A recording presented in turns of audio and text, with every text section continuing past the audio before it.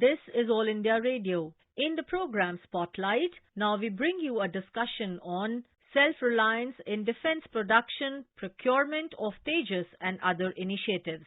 The participants are Ashok Tandon, political analyst, and Manas Bhuyan, journalist.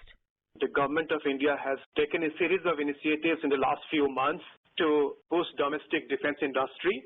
Ashokji, how do you see the government's initiatives to boost the domestic defense industry? The government has taken forward a very, very ambitious program under which we are planning to produce very, very significant military assets, including warships, helicopters, and fighter aircraft in India. So how do you see the overall focus of the government India's defense modernization program? As we all know, the Modi government has been very conscious about the growing complexities of security challenges in India's neighborhood. And also, to safeguard these interests, we require strong defense capabilities. The fact that India, over the last decade or so, has been one of the world's largest arms importers. It's about 12% of the global arms imports. India is the market. But in order to promote self-reliance in defense production, the Modi government has announced a several series of measures under the Atmanirbhar Abhiyan. So he has been talking about Atmanirbhar Bharat in every respect. And therefore, our defense reforms have been long overdue. So that to make India truly self-reliant in defense production and defense manufacturing, series of steps have been taken, as you very rightly said. And also, let's not forget that defense preparedness is very significant. And self-reliance in defense manufacturing is a crucial component of our effective defense capability.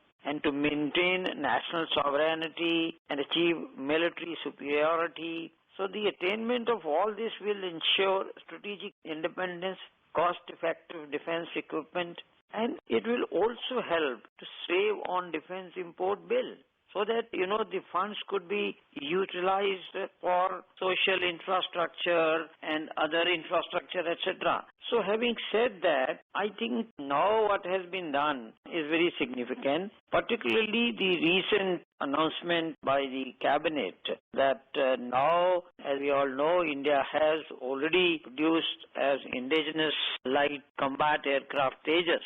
And now the announcement has been made that 48,000 crores have been announced by the Cabinet Committee on Security on Wednesday for procurement and acquisition of 83 light combat aircraft, that is Tejas, and that too from the state-run Hindustan Aeronautics.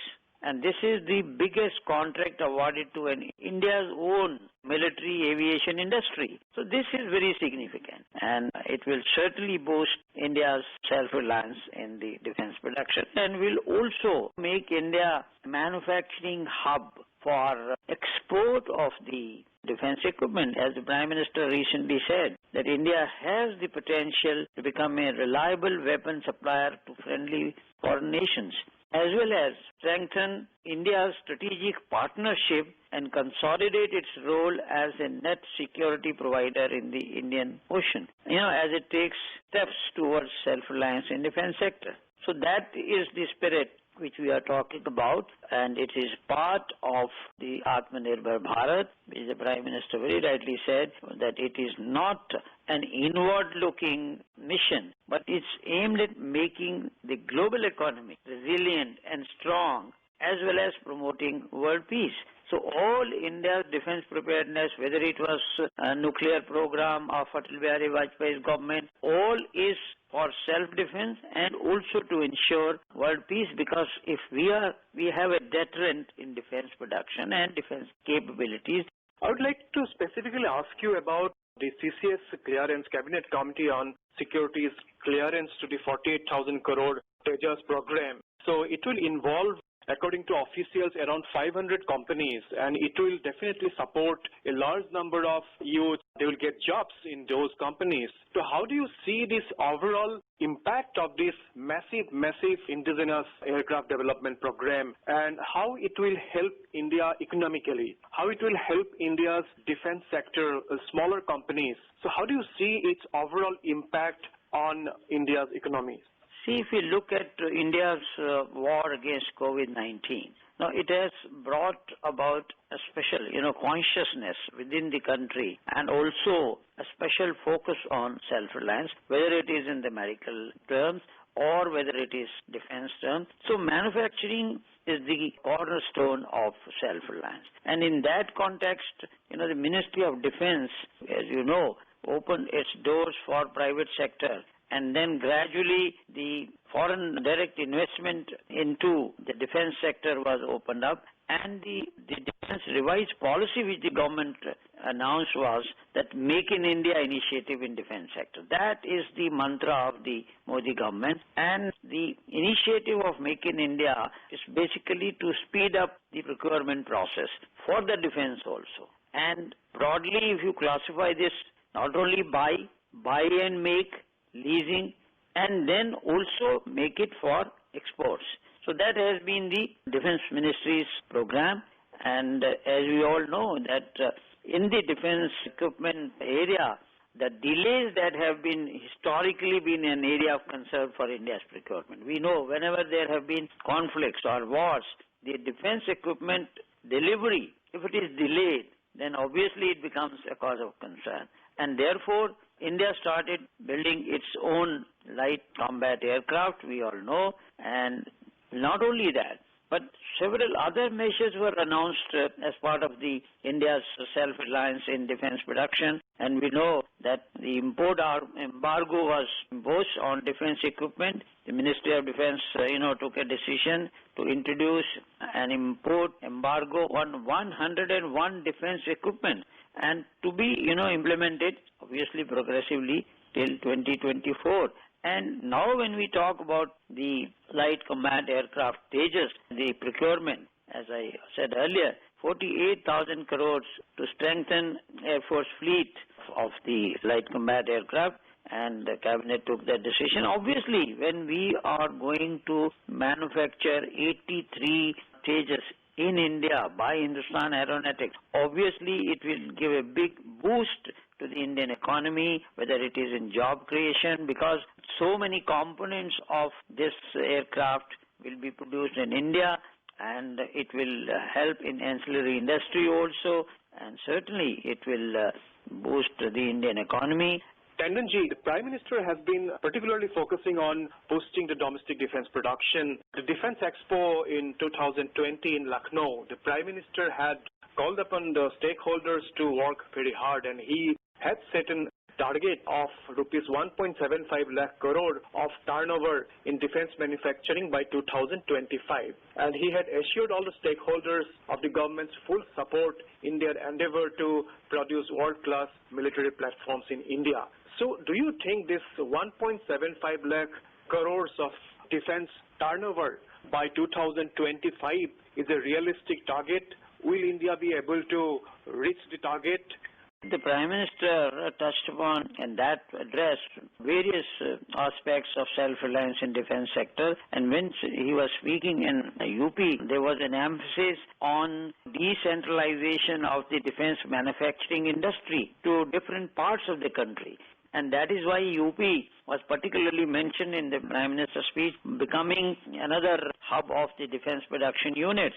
So the role of the domestic defense industry and the steps taken by the government to transform India into a global hub for defense manufacturing and reform, so that is also part of the ease of doing business. So I think Prime Minister, right from the beginning, has been emphasizing on India making self-reliant, and also not only make in India, but also make in India and going global also. That has been, one of the initiatives, and we do hope that once in foreign direct investment comes and there are joint ventures in various aspects of the defense production, so the job creation will be there, and it will be in different parts of the country.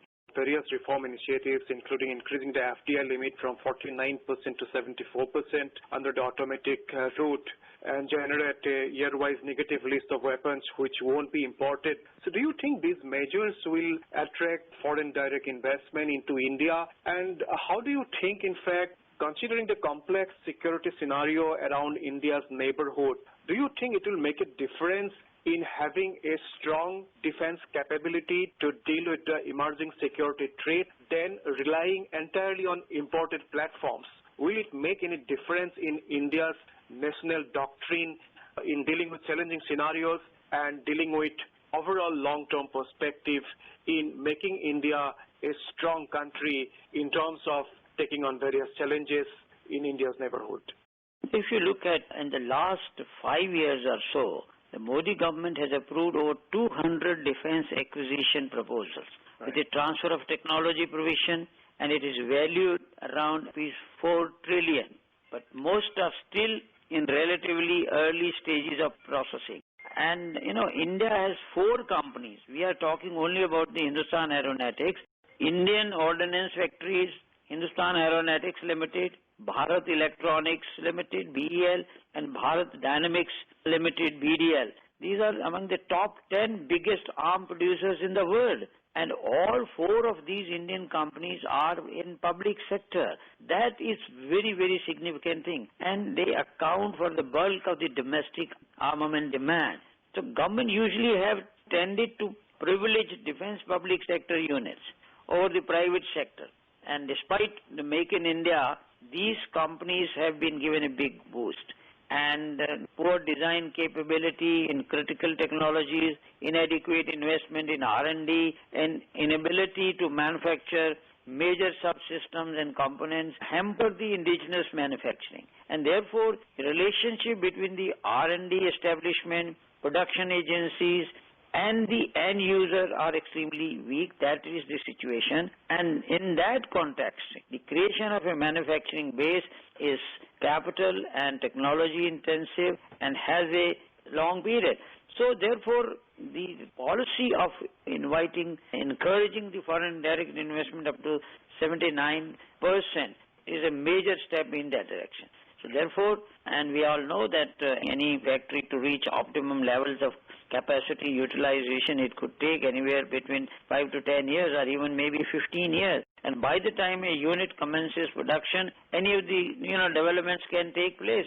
So in that context, newer technologies could make the products, and all these shortcomings will certainly take care of the policy. And we all know that apart from defense manufacturing, etc., and some other steps were also taken by this government, like the appointment of the Chief of Defense Staff. And that now the role of the CDS would also be to examine the defense acquisition from a tri-services angle, and this may avoid delays.